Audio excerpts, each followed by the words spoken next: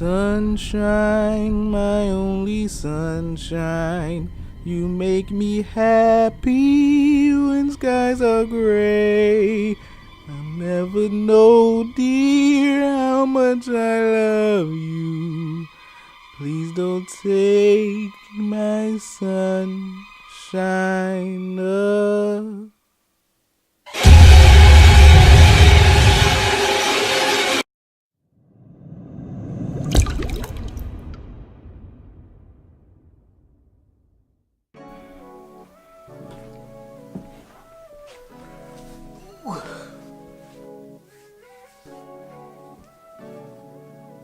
What's going on YouTube? Relly Rail here from Fisher Hope Productions, and today we're back with another movie review. And today we will be reviewing Annabelle Creation.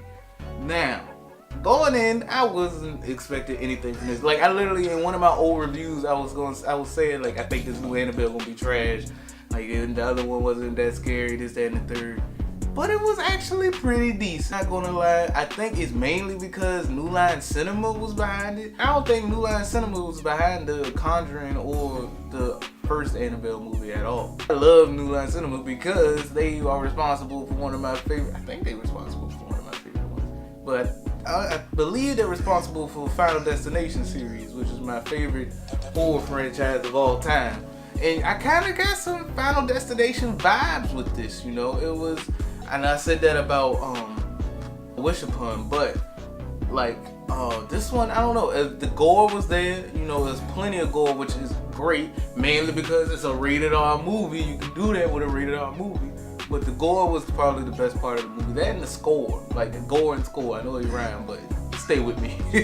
But yeah, mainly the score. Like the score was in your face. It was loud when it needed to be. It was quiet when it needed to be. In order to build that suspense. It kept you on your toes, like making sure like what was happening. Of course, there was cheesy moments. You know, it was moments where the girl, you know, was just like, I want your soul. You know, something straight out of The Exorcist or something like that. And I was like, okay, it's pretty cheesy. Like, damn. But, you know, other than that, I got some Insidious vibes with the way they were slightly showing the demon and stuff like that. Like, it was great. And then the actresses, I should say, were pretty spot on for them to be kids. Like, they were great. Like, I felt bad, you know, for I think her name was Jan, yeah, for Janice, because, you know, she had polio, and dirt, but she was a fighter. She had some spunk, you know, and I was hoping she'd get that way, but you know how scary movies go. Basically, a general synopsis of the movie is it starts off with the doll maker, the person who created the Annabelle doll in the first place. We see him actually build it and all this type of stuff. He's a doll maker. I forget what time period it was. It was about, when he created it was about 24 years before the Annabelle movie. Like the prequel to The Conjuring, Annabelle. So this is a prequel to a prequel. You know, it's a part of the Conjuring universe, as they call it.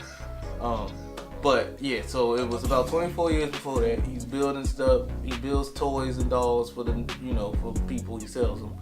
And his daughter, you know, loves him. And so he made her that doll. And then just one fateful day after church, you know, his tire, something happens to his tire on the side of the road. He tries to fix it. Lug nut pops out of it. The daughter, being the sweet little girl she is, tries to run out in the road and get it. And sure enough, a truck just boom kills her. And so kill her. And then we cut to 12 years later with, you know, they go back to his house, you know, orphanage, all-girl orphanage, you know, is moving into his house. He let them use their house and things like that. And so it was just really interesting the way they played it all out. They laid it all out, I should say, because they were orphans. Like, we don't even know like what happened to the original person's parents, you know, and that helped lay it out for the ending. I don't want to spoil the ending because it kind of was a big reveal, you know, for the whole universe and stuff like that. Just in general, yeah, they get there, they notice crazy things, like the mom is secluded, this, that, and the third. It's a secret room they can't go into, which is the dead daughter's room and stuff like that. And then, of course, they end up going in. But I respect it because they weren't going in as in like they snuck in one night and stuff like that. Like they were lured into there. So, you know, I felt that was a good touch by having them be lured in rather than just being, you know, curiosity killed the cat type thing. So they go in, of course, they unleash the evil, and after that, all craziness breaks loose. All in all, the movie was pretty good. I mean, I thought it was decent for what it was. I'm pretty sure it would get some scares out of a lot of people. So it wasn't too many jump scares. It was a lot of, you know, paranormal activity type where it builds to suspense and it just kind of leaves you hanging, you know, and having your mind wonder like, oh, snap, when is it coming, this, that, and the third.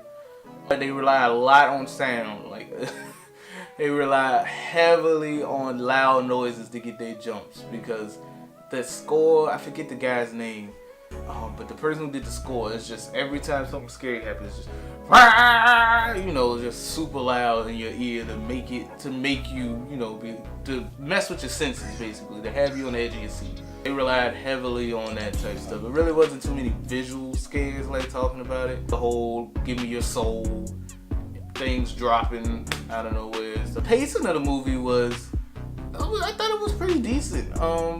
It started off slow, you know, how most scary movies do. But once it got to like, it almost felt like the whole second half. It felt like the whole second half of the movie is them just running around trying to get away from the evil. Like, if that's what it felt like, it was just non-stop. Like, it was thing after thing after thing after thing just coming after them and them trying to get away. So, and I can't complain about that, because that's what we all come to see in the first place, you know. I don't want to sit there and watch a whole movie and then all the scary stuff happen at the last 10 minutes of the movie, you know. So I appreciate that a lot. That was actually a breath of fresh air, to be honest with you. But did it scare me? No, not at all. I love the gore. I love the gore scenes. The scene where the dad's holding up a crucifix and the evil just like bends his finger away from it and breaks each finger. That was crazy. It's a scene where somebody is literally just like pinned to the wall and like their whole bottom half is gone and it's just like a nub. It was great. You know, the kids was pretty smart, you know, for the most part. The main girl, Linda, she had her head on her shoulders. She knew, like, they went in that room, she was like, I don't got a good feeling about this, so I'm out, you know. She ain't played no games. She was like, you can stay all you want, but I'm gone. I'm sorry. I'm not playing. I'm not dealing with this. So yeah, I respected her for that one. All in all, you know, it was a great movie. There was a scene at the end, after everything happens at an orphanage, where a girl comes and gives a doll to the person. I mean, to one of the little girls. I'm not gonna spoil who it is, but that doll that she gives them is actually the real, you know, the Annabelle doll that the story that the movie Annabelle is based off of, because it's based off of a, you know, quote unquote true story, you know, of some paranormal people who like tried to cleanse, you know, try to stop paranormal activities and stuff. And they got this doll, and it was, they said the doll was possessed and stuff. And that doll, it wasn't, of course, it's not the Annabelle doll that we see in the movie. It's actually like one of those rag-looking dolls, and they brought her that type of doll. So I thought that was a nice little Easter egg right there. Other than that, yeah, it was a great movie. You know, it was good for what it was. I didn't expect too much out of it, you know, being that it's a prequel of a prequel. You know, they always try and milk these things, but at the end, from the way make sure you stay after the credits, all the way at the end of the credits, because it's a little thing. It's not too big. You won't be too upset if you missed it, but there is something if you wanted to, you know, just say, hey, I saw it. You know, it looks like the way at the scene at that end, it looks like it's setting up for yet another movie in that universe, but way back in time. Like, so we'll see. We shall see. But all in all, I think I had to get a movie. I give it a 4 out of 5. I give it a 4 out of 5 because of the gore, because of the pacing that I really enjoyed. The actresses, they were pretty good. The kid actresses. The demon was dope. Like, he was a really good monster, to be sure. I like the way I love the way they wrapped it up. So yeah, definitely. 4 out of 5. Just for all of those things, you get 4 out of 5 from me. 4 out of 5 stars. But if you enjoyed today's review, make sure to leave a like down below and comment. You know, comment if you have seen it. Comment the scariest part of the movie to you, and if not, you know, comment, you know, which one you like better. Did you like the original Annabelle better, or did you like this one better? Personally, I think they're tied, to be honest, because the first one was good. Because it was new. You know, it was fresh. It was original. You know, of course, I mean, you got Chucky and stuff, but it put a whole new spin to that whole doll thing.